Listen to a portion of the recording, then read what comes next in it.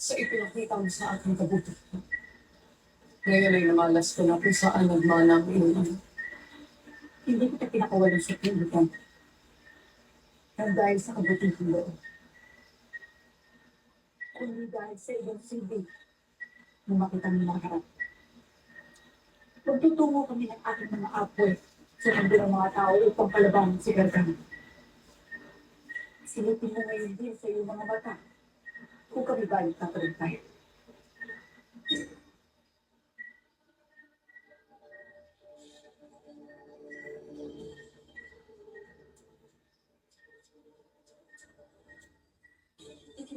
Yati, bawitin mo Mas yun. nataisin ko pang masaktan na lamang at parusahan kesa maaraw na naman ang bagay na pinakamahalaga sa akin.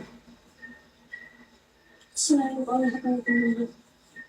Hindi na sana ba't ipinatawag? Hindi na. Hindi ko kasalanan na kanumang ginawa ng ibang masasamang nanatang Bea. Huwag ka mag-alala, Bruno. Gagawin ni Ermia ang lahat upang hanapin ang salarin at inyong balikat. Ito ay isang pangako. Ako sana Esma ito.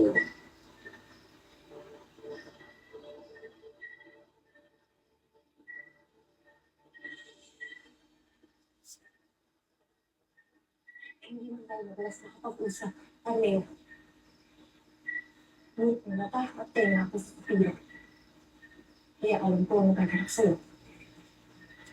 Hindi siya tunay na tinukot ng mga miniyate. Mahal na harap. Gawa-gawa lang namin yun ng iyong anak. Upang takasan ang pakikipag-isang dibdib kay Soldados. Lalo, kapwa nila hindi iniibig ang isa't isa. Bagay ko din hindi hinatang ka ng konseko. Sa pamilya na magagawin. Ngunit sinayaan mo pa rin naman na ikaw na isumpong siya. Ako yung nakapag-isang bibig kay Soldados. Mega. Ay, gapa na doon, Jay. Ha? Ay, gapa sa Gabi mo nitong gapang. Makasubukan ng harang ng nila. Ang sarili mo ito, kalayaan at kasalunan. At hindi ako maaaring pumasok sa pagkatwaan ng magdilit ng alitan at ito pa ako mga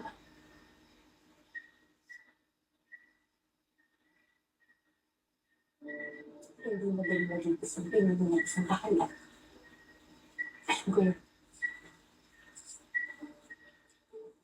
Dahil kinakailangan natin pinapin ang ating tungkulin.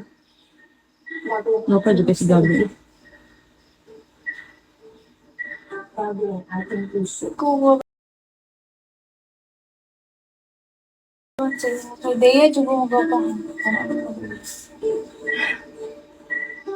Sino ko yun? Kasi hindi lang mo anak. Sino nga po din ulit talaya? Ano, walang tubig yung daing niya. Ha? Sinag-agas na ba? Ano nga? At kaya na handa ko ng paglaban. Ang mamahal mo mo. Wala, narabigay na pala sa ka.